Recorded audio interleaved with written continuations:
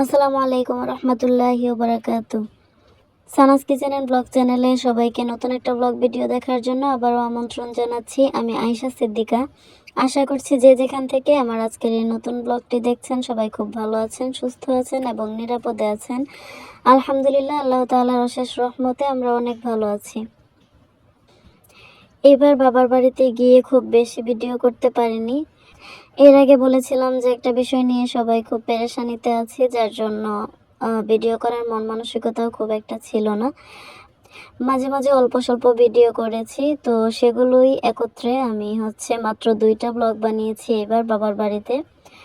তো তার মধ্যে একটা আজকে দিচ্ছি, আশা করছি আপনাদের কাছে ভালো লাগবে। যদি ভালো লাগে তাহলে প্লিজ একটা লাইক দিয়ে ভিডিওটা কন্টিনিউ করুন, আর ছোট্ট একটা কমেন্টের মাধ্যমে আপনার মতামত জানাতে পারেন।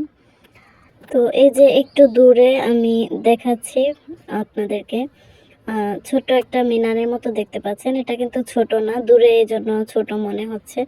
তো ওটা হচ্ছে ঈদগাহ মাঠের গেট। আমাদের বাড়ির কাছেই হচ্ছে ঈদগাহ মাঠ, আর 2 ঈদে এই মাঠে অনেক মানুষ নামাজ পড়তে আসে। আমরা একটু ডক্টরের কাছে যাব, তো সেজন্য অটোর জন্য ওয়েট করছিলাম। আর একটু আগে দেখতে পারলেন খোলা মাঠে বাচ্চারা খেলাধুলা করছে। ওই মাঠটা আসলে প্লট আকারে বিক্রি হয়ে গেছে, এর আগেও সম্ভবত আমি বলেছি। আর এই যে রাস্তার ওই পাশে হচ্ছে ধানের জমি। এই জায়গাগুলো এখন খোলামেলা আছে, তাই ভালো লাগে। আর যেহেতু প্লট আকারে বিক্রি হয়ে গেছে, যদি ভবিষ্যতে বাড়ি হয়ে যায়, ঘর বাড়ি হয়ে গেলে আসলে তখন হয়তো বা এতটা ভালো লাগবে না। আর গরমের দিনে তো খুবই বাতাস থাকে, অনেক ভালো লাগে। তো এই যে আমাদের ডক্টর দেখানো হয়ে গেছে, আর কালকে আবার আসতে হবে অন্য একজন ডক্টরের কাছে। এই যে আমাদের নান্দিনাতে খুব সুন্দর একটা জায়গা। এই জায়গাটা নতুন হয়েছে, হয়তো কয়েক মাস বা বছর খানেক হবে। তো এর আগেও আমি এখানে এসেছিলাম, মানে এই সামনে দিয়ে গিয়েছিলাম, তখন দেখেছিলাম। তো তখনও আমার সময় ছিল না এখানে বসার মতো বা ভেতরে গিয়ে দেখার মতো। তো আজকেও সময় নেই, আজকে ডক্টর দেখিয়ে তারপর একটা জায়গায় যেতে হতো, তো এই কারণে আর ভেতরে গেলাম না। ইনশাল্লাহ পরে কখনো সময় নিয়ে যদি আসি তখন যাব। তবে আমাদের নান্দিনাতে এরকম সুন্দর একটা জায়গা দেখে খুবই ভালো লাগছে। এটা ছিল পরের দিন সকালবেলায়।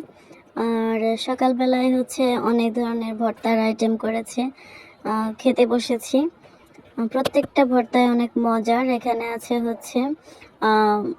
ডাঁটা শাক দিয়ে চেপা রান্না, তারপর চেপার ভর্তা, ছেঁচা ভর্তা যেটা শিল দিয়ে ছেঁচে বানাতে হয়, আর তারপর মিষ্টি কুমড়া ভর্তা, কলা ভর্তা, আলু ভর্তা।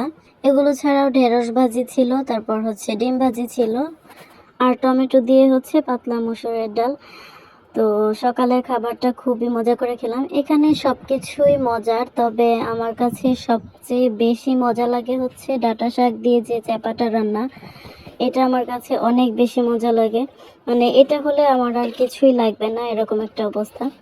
সকালবেলা তো খুবই মজা করে ভর্তা ভাত খেলাম। তারপর তো সবাই মিলে একটু বের হব, সবাই বলতে আমি, আমার ছোট ভাই বোন, আর আমার হাজব্যান্ড।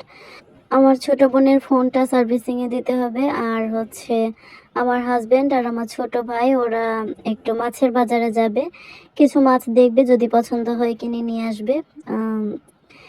এখান থেকে মাছ কিনে কাটিয়ে নিয়ে গেলে আমার জন্য সুবিধা হয় আর কি। এখানে আমার আম্মু পাশের বাসার একজনকে দিয়ে মাছ টাছ কাটিয়ে দেন। তো আমার এখানে যেহেতু কোনো মানুষ পাওয়া যায় না, তো সেজন্য আর কি এদিকে আমার আম্মু 2টা চুলা বানিয়েছে। একটা বড় চুলা আমাদের জন্য, আর একটা ছোট চুলা আম্মুর নাতি নাতনিদের জন্য।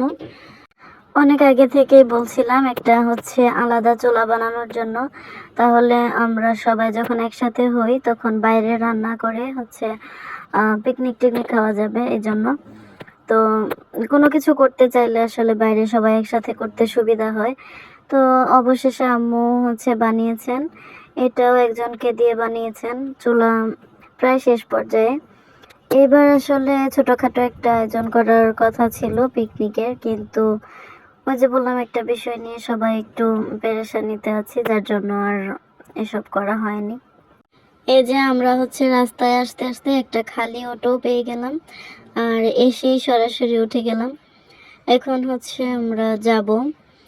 যেতে যেতে আপনাদেরকে আবারও ছোট্ট একটা রিকোয়েস্ট করছি, যদি আপনাদের কাছে ভিডিওটি ভালো লেগে থাকে তাহলে অবশ্যই একটা লাইক দিবেন আর ছোট্ট একটা কমেন্টের মাধ্যমে জানাতে পারেন।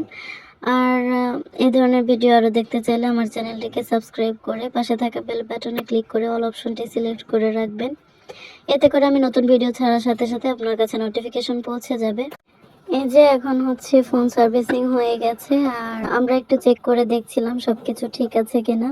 পরে হচ্ছে মাছের বাজার থেকে ঘুরে চলে এসেছে, মাছ নাকি পছন্দ হয়নি, তো পরে একদিন আবার যেতে হবে মাছ কিনতে। এদিকে আমরা হচ্ছে বাসায় এসে সবাই গোসল করে খাবার খেতে বসেছি। তো আজকে আমরা হচ্ছে 3 বোন ঈদের ড্রেস পরেছি, যেটা হচ্ছে আমাদের বাবার বাড়ি থেকে দেওয়া হয়েছে। 3 বোনকে একই রকম ড্রেস দেওয়া হয়েছে, শুধু কালারটা ভিন্ন। তো আমার আম্মু, যেহেতু আমরা বাড়িতে এবার ঈদ করতে পারিনি, প্রতিবার করা হয়, তো খুব মন খারাপ করছিল আম্মু। আর মন খারাপ করছিল বলে আমার আপু ঈদের দিন বিকালবেলায় এসেছে, ও কখনোই বিকালবেলা আসতে পারে না, পরের দিন আসে। তো আম্মুর জন্যই ও হচ্ছে ঈদের দিন বিকালেই এসেছে। আম্মু আগে থেকেই বলছিল যে 3 বোন একসাথে হলে তখন হচ্ছে এই ড্রেসটা পরবা, তো এই জন্যই হচ্ছে আজকে একটু সাজুগুজু করেছি এই ড্রেসগুলো পরে। আর এদিকে রান্না করা হয়েছিল হচ্ছে রোস্ট আর গরুর কলিজা ভুনা। তো আমি ভিডিও করছিলাম, এর জন্য আমার আপু বলছিল যে আমি একটু বেড়ে দিই, দুষ্টমি করছিল আর কি। তো যাই হোক, দুপুরের খাবার খেতে খেতে পরবর্তী ভিডিও দেখার আমন্ত্রণ জানিয়ে আজকের ভিডিওটা এখানেই শেষ করছি। সবাই ভালো থাকবেন, সুস্থ থাকবেন এবং আমাদের জন্য দোয়া করবেন। আল্লাহ হাফেজ। আসসালামু আলাইকুম রহমতুল্লাহ।